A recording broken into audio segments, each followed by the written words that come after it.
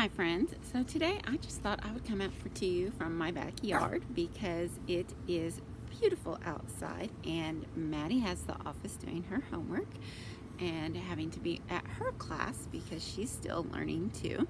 And of course you hear Daisy May in the background because she is hearing all the birds chirping and barking at everything. So we are going to read Mr. Popper's Penguins. I think we're going to try to do 2 chapters, chapters 6 and 7. We left off with the penguin getting in a lot of trouble, so let's see what happens. More troubles. The children were the first to notice the policeman.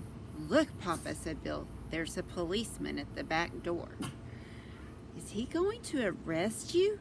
"Gook," said Captain Cook, walking with dignity to the door and trying to poke his beak through the screen. "Is this 432 Proudfoot Avenue?" "It is," answered Mr. Popper.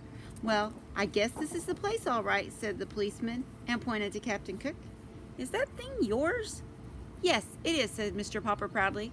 "And what do you do for a living?" asked the policeman sternly. "Papa is an artist," said Janie. "He's always getting paint and calcimite all over his clothes," said Bill. "I'm a house painter." "A decorator," said Mr. Popper. "Won't you come in?" "I won't," said the policeman, "unless I have to." "Ha ha," said Bill. "The policeman is afraid of Captain Cook." "Gah," said the penguin, opening his red beak wide, and as if he wanted to laugh at the policeman. "Can it talk?" asked the policeman. "What is it? A giant parrot?" "It's a penguin," said Janie. "We keep it for a pet."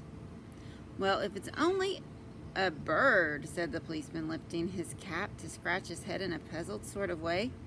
"From the way that fellow with the tool bag yelled at me outside, I thought there was a lion loose in here." "Mama says Papa's hair looks like a lion sometimes," said Bill.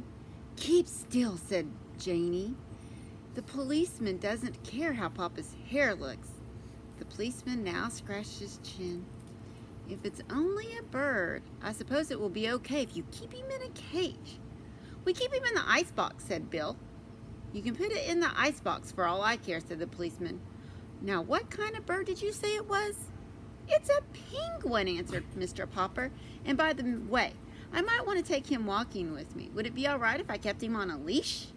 "I tell you," said the policeman, "honestly, I don't know what the municipal ordinance is another word for law, about penguins is with or without a leash on the public streets. I'll ask my sergeant." "Maybe I ought to get a license for him," suggested Mr. Popper. "It's certainly big enough for a license," said the policeman. "I tell you what to do. You call up the city hall and ask what the ruling about penguin is. And good luck to you, Popper.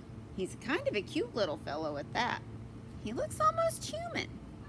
"Good day to you, Popper, and good day to you, Mr. Penguin." When Mr. Popper telephoned the city hall to see about a license for Captain Cook, the penguin did his best to disconnect the telephone by biting the green cord. Perhaps he thought it was some new kind of eel. But just then Mrs. Popper came back from the market and opened a can of shrimps, so that Mr. Popper was soon left alone at the telephone. Even so, he found it was not easy to learn whether or not he must get a license for his strange pet. Every time he would explain what he wanted, he would be told to wait a minute, and much later a new voice would ask him what he wanted. This went on for a considerable time. At last, the new voice seemed to take a little interest in the case. Pleased with the friendly voice, Mr. Popper began again to tell about Captain Cook. "Is he an army captain, a police captain, or a navy captain?" "He is not," said Mr. Popper. "He's a penguin." "Will you repeat that, please?" said the voice. Mr. Popper repeated it. The voice suggested that perhaps he had better spell it. "Penguin," said Mr. Popper. "Penguin." "You mean that Captain Cook's first name is Benjamin?" "Not Benjamin. Penguin. It's a bird," said Mr. Popper. "Do you mean," said the phone in his ear, "that Captain Cook wishes a license to shoot birds?" "I'm sorry. The bird hunting season does not open until November. And please try to speak a little more distinctly, Mr. Topper, did you say your name was?" "My name is Popper, not Topper," shouted Mr. Popper. "Yes, Mr. Potter. Now I can hear you quite clearly." "Then listen," roared Mr. Popper, now completely outraged. "If you folks at the City Hall don't even know what penguins are, I guess you haven't any rule saying that they have to be licensed. I will do without a license for Captain Cook." "Just a minute, Mr. Popwell. Our own Mr. Treadbottom of the Bureau of Navigations of Lakes, Rivers, Ponds, and Streams has just came in. I will let you speak to him personally. Perhaps he knows this Benjamin Cook of yours." In a moment, a new voice was speaking to Mr. Popper. "Good morning. This is the Automobile License Bureau. Did you have this same car last year? And if so, what was the license number?" Mr. Popper had been switched over to the county building. He decided to hang up. Chapter 7. Captain Cook builds a nest.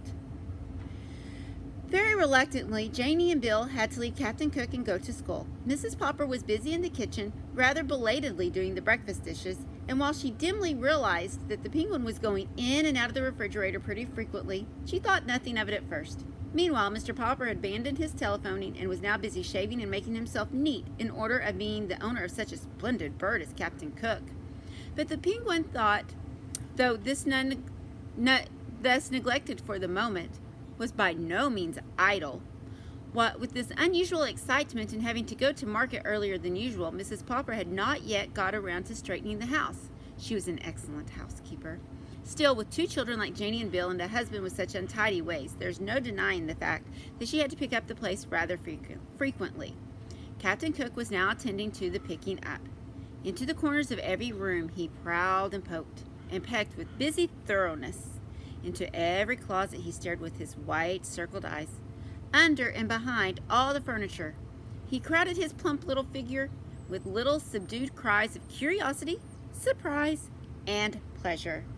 And each time he found what he seemed to be looking for, he picked it up and in the black end of his red beak and carried it, waddling proudly on his wide pink feet, into the kitchen and into the icebox.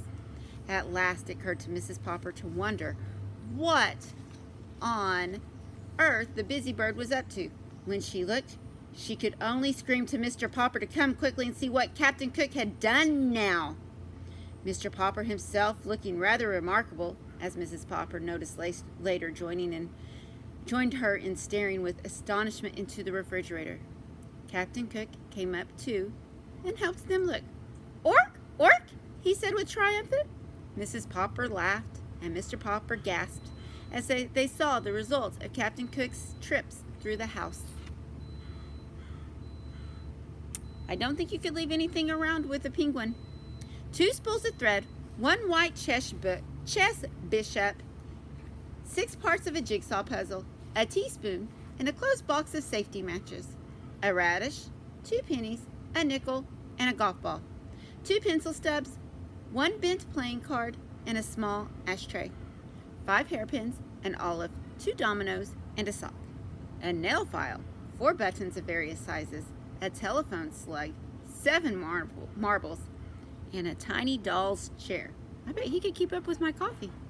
5 checker pieces, a bit of graham cracker, a Parcheesi cup, and an eraser, a door key, a button hook, a crumbled piece of tinfoil, half of a very old lemon, the head of a china doll, Mr. Popper's pipe, and a ginger ale cap, an ink bottle cork, 2 screws, and a belt buckle, 6 beads from a child's necklace, 5 building blocks, a darning egg, a bone, a small harmonical, and a partly consumed lollipop, 2 toothpaste lids, and a small red notebook.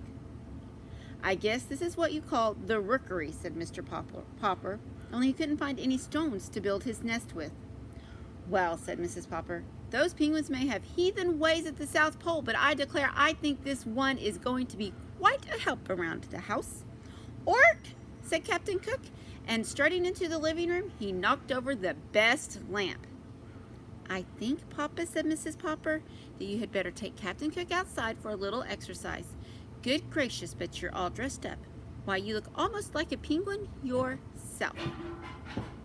Mr. Popper had smoothed down his hair and shaved off his whiskers. Never again would Mrs. Popper have to reproach him for looking as wild as a lion. He had put on a white shirt with a white tie and white flannel trousers and a pair of bright tan oxblood shoes. He had got out of the cedar box of his old black evening tailcoat that he had been married in, and brushed it carefully and put it on too. He did indeed look like a penguin. He turned and strutted like one now, for Mrs. Popper. But he did not forget his duty to Captain Cook. "Can I have a few yards of clothesline, please, Mama?" asked Mr. Popper. So, that got us to chapter 8. Maybe tomorrow, if it's nice and sunny, we'll read a couple of more chapters because, well, we're halfway through and I'm very curious to find out what happens to Mr. Popper and his penguin. And thank you for joining me. Have a great day. Enjoy the sun yourself. Bye, guys. Love you.